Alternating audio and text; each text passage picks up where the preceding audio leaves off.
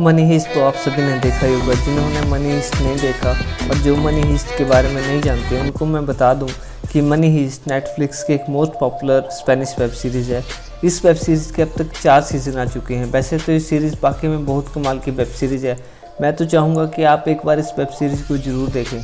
मुझे मालूम है अगर आपने इसको एक बार देख लिया तो आप वाकई में कहेंगे कि भाई ने क्या कमाल की वेब सीरीज़ सजेस्ट करी है। तो चलिए बात करते हैं आज के इस वीडियो के टॉपिक के बारे में। अगर आपने मनी हीस्ट की सारी वेब सीरीज़ देख ली हैं तो क्या आप जानते हैं कि मनी हीस्ट में उन लोगों ने जो मास्क पहना था वो किसका चेहरा है? तो चलिए मैं आपको बताता हूँ कि वो चेहरा है साल्वाडोर दाली का। अगर आप ये सोच रहे हैं कि साल्वाडोर दाली कौन है, तो साल्वाडोर दाली एक बहुत ही मशहूर पेंटर था और ये बंदा जितना मशहूर था, जितना सनकी पेंटर था, उतनी ही ख़राब इसकी लाइफ थी। साल्वाडोर दाली का पूरा नाम साल्वाडोर फेलिप जेसिंटो डाली वाई डोमनेस था। इसका जन्म 11 मई 1904 को स्पेन के फिगरेस शहर में हुआ था और इसकी मृत्यु कैटलोनिया में 23 जनवरी 1989 को 84 वर्ष की उम्र में इसकी मृत्यु हो गई थी। तो चलिए बात करते हैं साल्वाडोर दाली के लाइफ के बारे में। उसने उस आदमी को क्या बनाया जो वह एक्चुअली में था। हमारे चैनल को सब्सक्राइब करें और साथ के साथ बेल आइकन को भी ऑन करें। इससे आपको आने वाली वीडियो की हर नोटिफिकेशन सबसे पहले मिल जाएगी और ये बिल्कुल फ्री है। नंबर 1, साल्वाडोर दाली का मानना था कि वह अपने मरे हुए बड़े भाई का पुनर्जन्म था और दाली के बड़े भाई का जन्म उसके जन्म से 3 साल पहले हुआ था और उसका नाम भी साल्वाडोर दाली था। नंबर 2, साल्वाडोर दाली का बचपन बहुत ही मुश्किल में बीता था। साल्वाडोर दाली वाई क्यूसी दाली के पिता वो एक बहुत ही सख्त व्यक्ति था। वो उसे बहुत मारता पीटता था। हालांकि उसकी माँ फेलिपा कुछ अन्य विचारों की थी। वो उसके काम की सराहना करती थी और उसके साथ लगभग अलग तरीके से व्यवहार करती थी।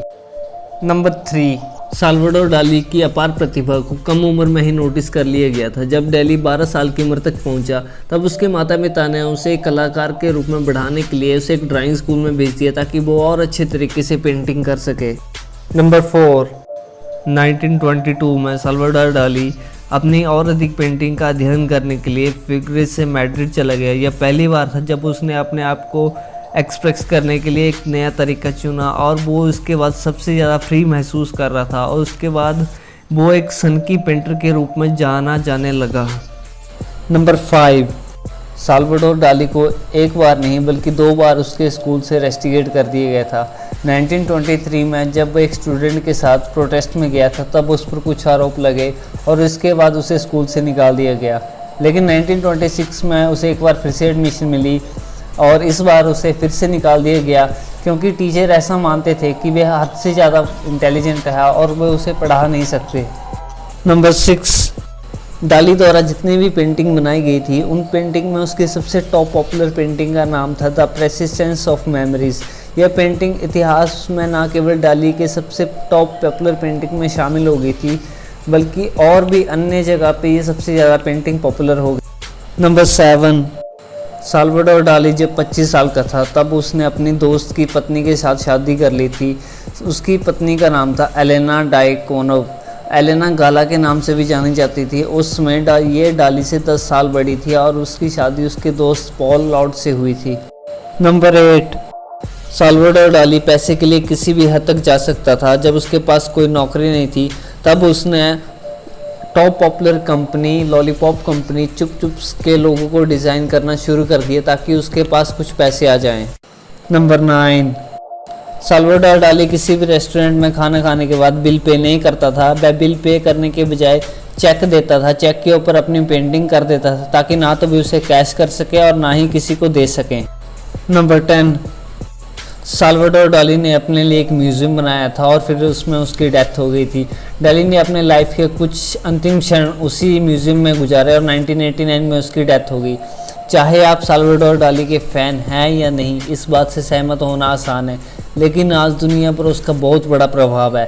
वह एक रहस्य था, उसे लोगों ने उकसाया था। उसने जो कुछ सोचा वह उसकी परवाह किए बिना उसने दुनिया भर में अपना रास्ता बना लिया था। साल्वाडोर दाली के बारे में मैंने आपको जो कुछ भी इस वीडियो में बताया वो तो उसकी लाइफ का केवल एक छोटा सा हिस्सा है। अगर आप उसकी लाइफ के बारे में खोजना चाहें तो उसकी लाइफ एक अनसुलझी पहेली है जिसे एक्सप्लोर करना एक बहुत ही मुश्किल सा काम है। Thanks for watching this video. अगर आपको वीडियो पसंद आई तो प्लीज़ लाइक करें, कमेंट करें और हमारा चैनल ज़रूर सब्सक्राइब करें। तब तक के लिए टेक केयर, बाय बाय। मिलते हैं किसी और नई वीडियो में नए टॉपिक के साथ। जय हिंद।